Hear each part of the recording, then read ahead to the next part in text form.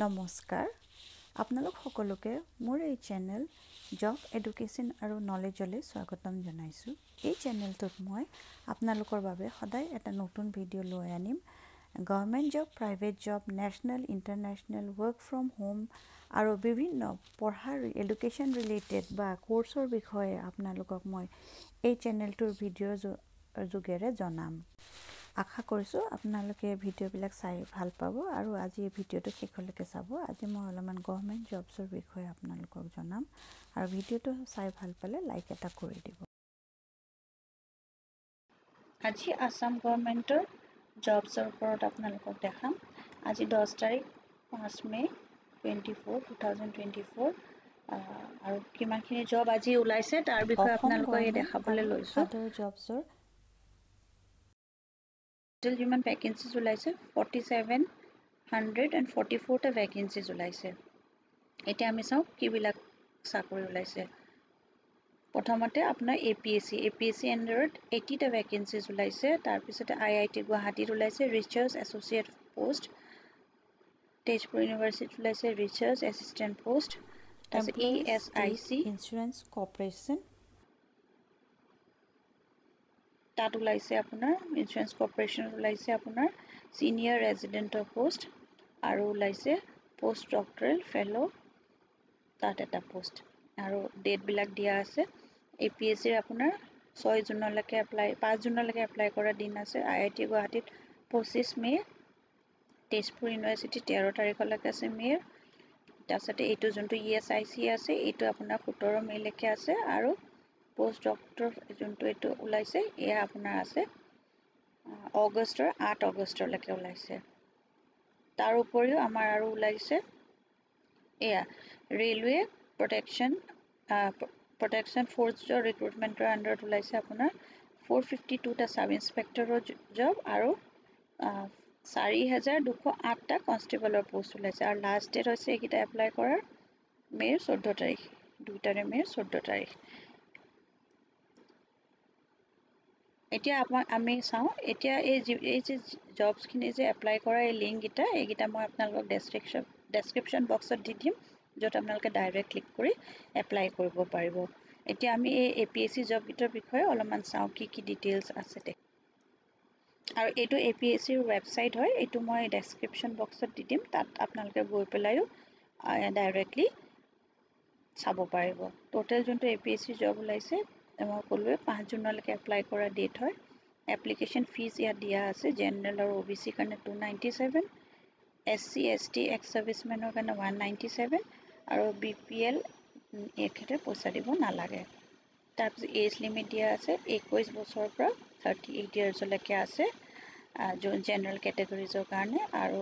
যোনটো reserve category হয় ST SC 5 বছৰ ৰিলেক্সেশ্যন আৰু OBC কাৰণে 3 বছৰ ৰিলেক্সেশ্যন আছে লোকেশনটো আমাৰ অসমতে আছে আৰু প্ৰফাইলটো কাৰণে ডিপ্লোমা ইন মেকানিকেল ইঞ্জিনিয়াৰিং যে 3 বছৰীয়া যোনটো ITI বা পলিটেকনিকৰ পৰা যে পাছ কৰে তেখেতলোকে এপ্লাই কৰিব পাৰিব এডভাৰটাইজমেন্ট ডিটেইলছৰ কাৰণে এয়া এডভাৰটাইজমেন্ট ডিটেইলছটো এয়া আপোনালোকৰ ইয়াতে দিছে এইখিনি এনেকৈ দিয়া আছে ইয়াৰ পৰা আপোনালোকে চাই পেলাই কৰিব পাৰিব ইয়াত গোটেই ডিটেইলছখিনি দিয়া আছে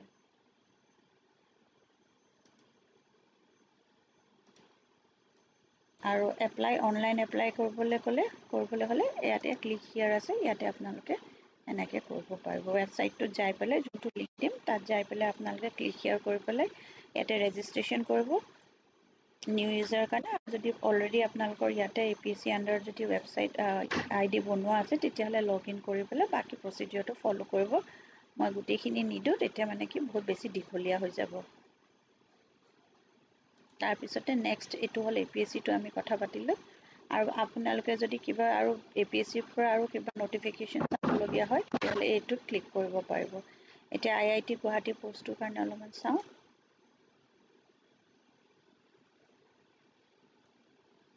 ইয়াতো হেনেকে এজ লিমিট দিয়া আছে আপোনাৰ 40 ইয়াৰ্ছলৈকে 5 বছৰ ৰিলেক্সেশ্যন আছে ST SC OBC কাৰণে 3 বছৰ আৰু ডেট 8 তাৰিখৰ ডেট আৰু ৱৰ্ক ইন ইন্টাৰভিউ ডেট হল আপোনাৰ 25 মে লৈকে আছে স্কেল 68530 দেখাইছে আৰু এপ্লাই কৰা গোটেই প্ৰসেছটো ইয়াত দিয়া আছে Guwahati IIT Guwahati department of chemistry আৰু 25 মে'ত আপোনালোকে ৱক ইন ইণ্টাৰভিউ কাৰণে যাব লাগিব এডভাৰটাইজৰ ডিটেইলছটো ইয়াৰ পৰা চাব পাৰিব ইয়াতে গোটেই সবিশেষখিনি গোটেই এডভাৰটাইজমেণ্টটো দেখাই দিছোঁ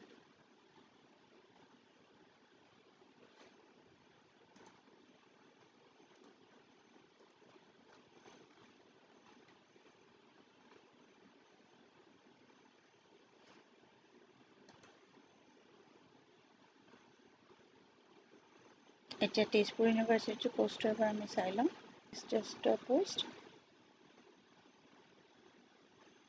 13 মে আছে ডেট লাষ্ট ডেট আপোনাক ইণ্টাৰভিউ কাৰণে যোৱা ডেট হয় ৱক ইন ইণ্টাৰভিউ আৰু লোকেশ্যন হ'ল শোণিতপুৰ তেজপুৰ জিলাৰ PhD MPhil post graduate in language technology subject minimum 55 marks 37,000 apply কৰা এইটো প্ৰচেছ এডভাৰটাইজটো দেখাই দিছোঁ ইয়াতে এইটো হ'ল এডভাৰটাইজটো office of the dean research development ইয়াতে গোটেইখিনি ডিটেইলছ দিয়া আছে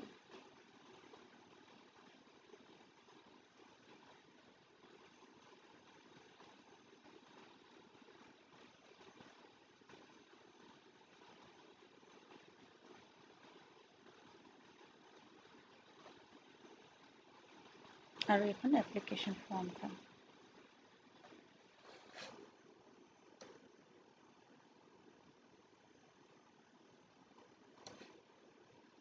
এইকেইটা মই আপোনালোকক এতিয়া আৰু খুলি পেলাই নেদেখাওঁ নেক্সট ভিডিঅ'টোত এইকেইটাৰ বিষয়ে ক'ম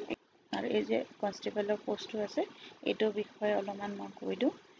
এইটো বেছি দিন নাই আৰু 14 তাৰিখলৈকে আছে মে'ৰ সেইকাৰণে এইটো অকণমান আপোনালোকক দেখাই দিছোঁ এইটো কাৰণ ফেব্ৰুৱাৰী 27 তাৰিখৰ পৰা এইটো ষ্টাৰ্ট হৈছিলে আৰু বাকী এতিয়া 4 দিনমানহে বাকী আছে যদি আপোনালোকে কৰিব বিচাৰে আজি বা কালিৰ ভিতৰতে কৰিলে হৈ গ'ল এতিয়া সময় আছে 2-3 দিন ইয়াতে আপোনালোকক 500 টকা জেনেৰেল আৰু OBC কাৰণে আছে SC ST কাৰণে 250 টকা দিব লাগিব আৰু এইটো আপোনাৰ ইণ্ডিয়া যিকোনো লোকেশ্যনতে হ'ব পাৰে আৰু জেনেৰেল কেটেগৰীৰ কাৰণে 20 বছৰ পৰা 28 বছৰ এজ লিমিট আৰু ৰিজাৰ্ভ কেটেগৰীৰ কাৰণে আপোনাৰ 5 বছৰ ST SC কাৰণে আছে আৰু OBC কাৰণে 3 বছৰ আছে কোৱালিফিকেশ্যন আপোনাৰ গ্ৰেজুৱেট লাগিব আৰু সিলেকশ্যন প্ৰচেছ যোনটো হ'ব সেইটো হ'ব on the basis of written examination and interview apply কৰিবৰ কাৰণে আপোনালোকে এডভাৰটাইজটো এইটো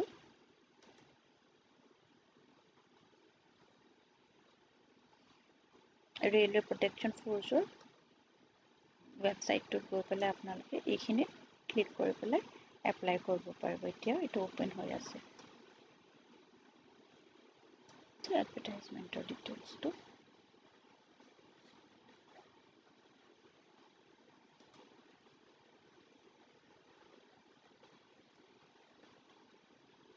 এইটো আপোনাৰ ইয়াত দিছে